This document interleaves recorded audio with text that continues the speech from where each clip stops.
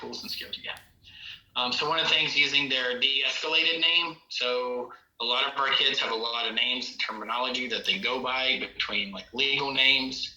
But like, hey, what do you want to be called is a great thing for me. Sometimes people call me Dave. I hate being called Dave. I don't know why, but it's like, just David. Like, it's not a big deal for me, but I have a preference. So the same way with kids, if they prefer to be called, whatever street name or friend name, then that's fine. That's okay as long as it's appropriate. There's also cross dialogue. So cross dialogue is, let's say Kim and I, Kim's the probation officer, and I'm an advocate, and Cameron is the, back up. I'm the advocate, Kim is the kid, and Cameron is the probation officer, and we're at a meeting. What I could say to Cameron without speaking directly to Kim is say, like, hey, Cameron, I just want you to know that, like, Kim's been doing really well. Like, I checked in with the school. Her attendance has been on point. Her grades are all good. She has a C or above. Her grades are improving. She's making a lot of strides at home. I know she did have a curfew violation last week, and that's what we're here to talk about. But I wanted to give you an update and let you know that, like, I do see a lot of change with Kim and her behavior, and even Mom reported that things at home were going good. Now, I'm not talking directly to Kim, but Kim can hear what I'm saying about her and can see that I'm advocating for her. So that's automatically where she may have been real tense and apprehensive, like, oh, God, let's see what Cameron's going to do. Like, is he going to lock me back up or extend my probation or whatever? Now Kim's like, okay, like, David's advocating for me. So you can do that, too, in crisis, where I could say, like, I could tell Paloma, like, hey, I know that this kid seems like he's really escalated. I have a history with this kid. I know that this, Timmy isn't going to hurt himself or anybody else. I think if we just clear the room, everything's going to be okay. We don't even need to call law enforcement or anything like that. Like, I trust him, and I know we can get through this together. Now, obviously, I'm talking to Paloma, but Timmy's going to hear that and say, like, okay, I don't have to worry about the cops coming and getting tackled or getting rearrested, right? That kind of idea. So cross-dialogue can be very, very effective.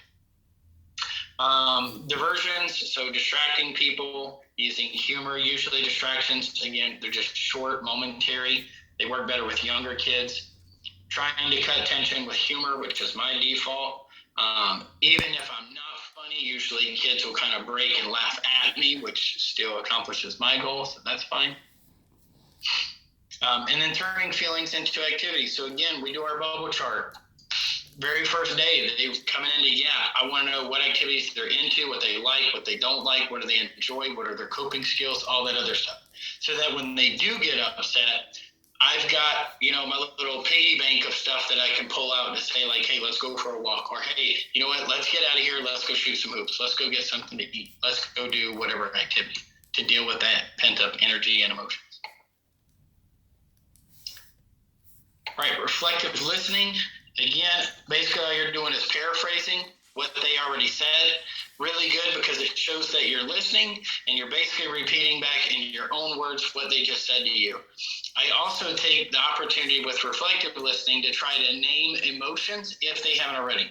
So in the chat, you guys were talking about the emotion wheel and trying to pinpoint, which again, for older kids might not be as effective because they think it's childish. However, I could say something like, hey, Danielle, what I'm hearing you say is this and this and this, and it sounds like you're angry and frustrated with your mom, right? And then Danielle could say, yeah, I am really angry and frustrated. Or she could say, well, I'm not really angry and frustrated. I just feel really betrayed by my mom and what she did.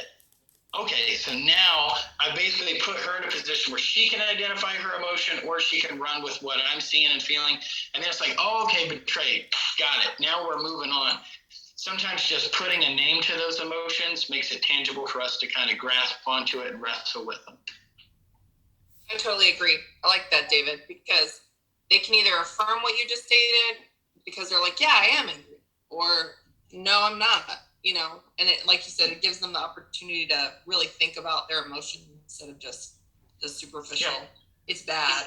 I feel crappy. I'm pissed, Yeah. And even when you're dead wrong and you say like, hey, it sounds like you're pissed off, and they say, no, I feel ashamed or I feel humiliated or whatever. Like they'll still reciprocate and appreciate that you're trying to understand their emotion. Like you're making an effort and you're going out on a limb and you're being a little bit horrible. And look, sometimes you get it wrong, but at least they can say like, hey, he's trying. This person's trying to understand where I'm coming from.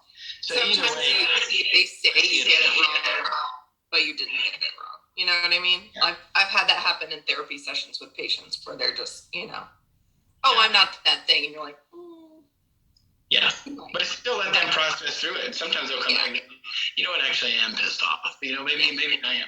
But either way, I still achieve my end goal. My end goal isn't to accurately name the emotion, it's to connect with the kid and start pulling out the emotions that we're dealing with. So I win either way. Right, so this is another one that's on the test, super simple question. So when inviting cooperation, tell people the reason behind the request. And if you can't or won't tell people the reason why you're asking them to do something, you shouldn't be asking them to do it. I mean, we should have a lot of transparency. I know, especially in the juvenile justice system and child welfare system, there's a lot of like smoke and mirrors and, oh, don't tell people this stuff. I don't play that game, to be honest with you. I'm as transparent as I possibly can, unless somebody says, hey, we got word from law enforcement that such and such and this and this, and this is not public information. Obviously, I don't want to get arrested for interfering with an ongoing investigation, so I keep my mouth shut. But otherwise, like, I try to be as open and honest as I possibly can with people. And so if I can't disclose why we're doing something, or I'm not willing to disclose why I'm asking a kid or family to do something, I'm not going to ask them to do it. Because I know they're not, I'm not really inviting them as a cooperation. I'm basically dictating them what to do. And that's not giving them a choice and a voice.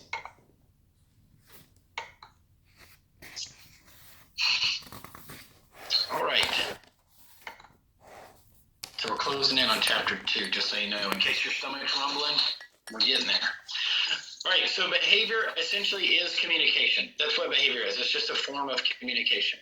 So for the ABC model, we have the antecedent, the behavior, and the consequence. So the antecedent, think of it as just the precursor, or think of the antecedent as what is this child trying to get or get away from.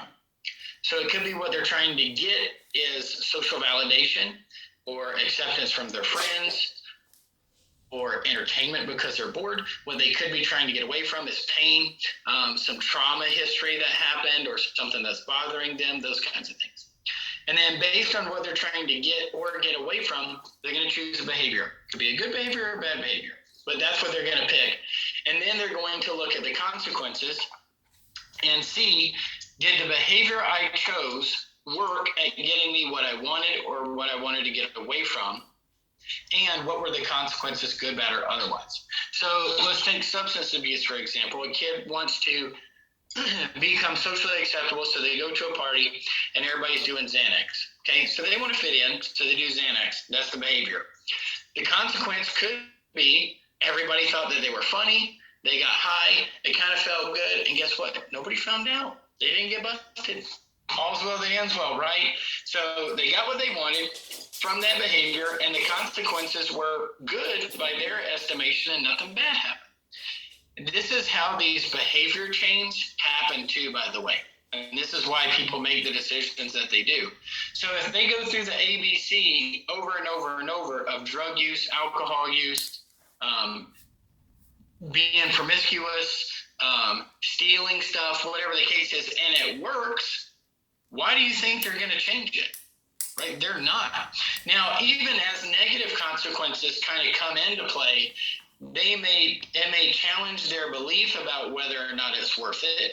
And this is kind of one of the problems too with our punitive system, is we're working backwards from the C, right? We're saying, don't do this or you're going to get punished. Really, the most effective way is going back to the antecedent. What's the underlying factor? What is it that the kid's trying to get or get away from? And if it's social acceptance, hey, you know what? Instead of doing Xanax, let's join the swimming team. Like, let's join a book club. I know that might sound a little lame, book clubs, but actually more of your kids read than you probably realize. Let's join some extracurricular activity. Let's find some new friends, maybe a youth group at church, something else that still meets the needs of the antecedent, but with positive or mitigating consequences, right? So it's not as harmful to you. And that takes a lot of trust, right? For people to kind of start to make those changes and choose different behaviors. The problem is a lot of times we pound people with consequences and we address the behavior. Again, we're telling Lincoln, quit picking your skin. And it's just not that easy. However, by addressing the antecedent and what they want, that's how we can start to develop these new behavior changes. And what do you think, to reinforce the point again, what do you think is most closely associated with the antecedent? When we talk about antecedent, what you want or what you're trying to get away from, what are we basically talking about? Chapter 1. The need. The need, unmet needs, right? Social acceptance, healthy relationships, trauma, that can be emotional safety and security, right? Achievement, they cheat on a test because they want to pass, right? It's a bad behavior. Well, they could have studied instead, but the achievement, right? There's an unmet need or a stress pertaining to a need. So again, we're looking at the behavior, and instead of focusing on the consequences, saying, okay, why is a kid choosing this behavior?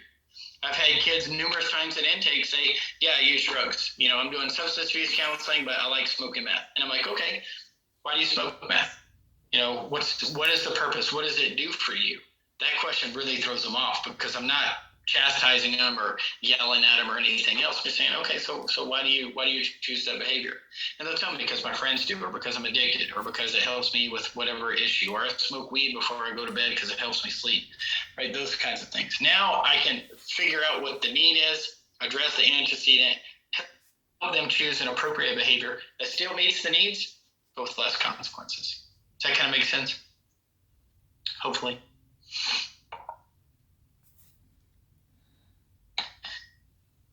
All right, and then we also have setting events. And this is on the test, but basically a setting event is an unusual reaction to a usual event. So something that's pretty small, minuscule, run-of-the-mill, things just happen. However, the kid's reaction, or sometimes even the parent's reaction, is like very dynamic. And you're like, whoa, that wasn't that big a deal. Again, like lettuce on my taco, and I just explode and throw tacos and start cussing people out and stuff like that. And you're like, whoa, dude, it's just lettuce. They can remake it. Well, maybe what somebody doesn't know is like my wife just left me the day before, or something crazy like that. I'm super emotional. So what's happening behind the scenes, what's hidden from view and isn't overwhelmingly obvious, that's the setting event. It's kind of teeing up this situation where it's the straw that breaks the camel's back, and then everything explodes. That's the setting event. So when looking for setting events, basically you can tell if somebody overreacts to a situation, there's some type of setting event. Had a situation where we had a girl that was really connected with school and her friends and teachers and counselors. School was like her safe place. All of a sudden she stopped going to school. And I immediately knew, like, okay, this doesn't make sense for Amaya. Like something crazy is going on here. Well, it took us about 2 weeks, but we realized that mom and stepdad were basically they would like leave for the night, keep her at home, and they would take all the light bulbs out of the house. I mean, like, they took the light bulb out of the refrigerator, and they took her phone. So in the middle of the night, she had to get up and go to the bathroom. She had to like stumble her way around the house in the dark. And this was a bad neighborhood, so you guys know what streetlights look like in the hood. Like they're burned out or blown out or shot out or whatever. So she had no way of seeing in the dark at night. She was at home by herself. They would do this as like a punishment thing. And so that started to coincide with her not going, because she was trying to regain some sense of control in her life. And so it took a while, because you're like, this doesn't make sense for this girl not to want to go to school. Like, she loves school. But that was her reaction, right? It didn't make sense until you look at it from the lens of, okay, there's a setting event, there's this trauma and abuse going on inside the home. All right, so alternative communication. Sometimes we work with kids that may be on the spectrum or may have communication disabilities. So I just understand that they can understand better than they can communicate. So their receiving is better than their sending. Be aware of your tone of voice. Use short sentences and pause in between to give them time to process what it is that you're saying. And then to tie back into chapter 1, just remember, when we go into a crisis situation, the kids are using their radar. They haven't taken MANT, so they don't understand the radar concept, but they're still analyzing you and your body language and your tone and your posture and all that other stuff to see, are you a threat?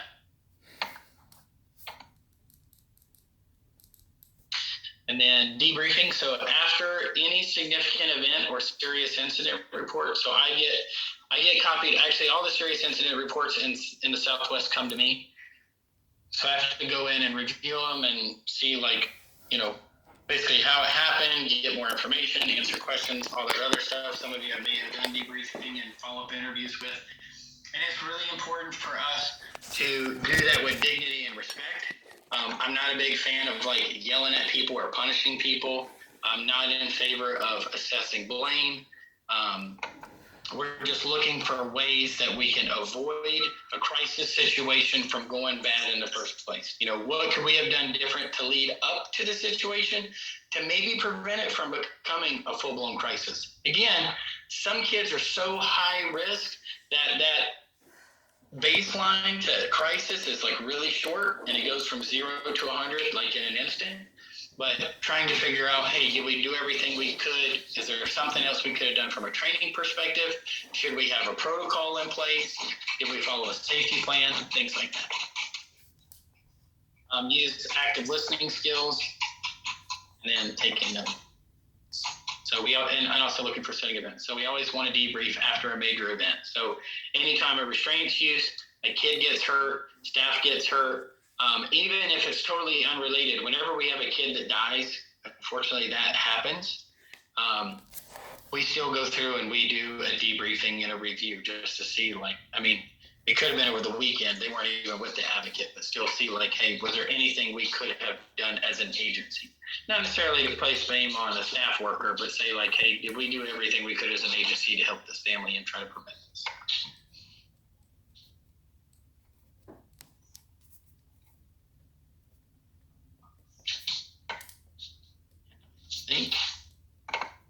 I was mistaken. Yep, that's the last slide. All right. So I actually finished just a bit early on chapter 2. So chapter 2 is now done. And we will have chapter 3 after lunch. So how do you guys feel about lunch? Do you want to do a 30, 45? We could come back at we could split the difference. It's 12:50 Central Time, aka the most important time zone in America.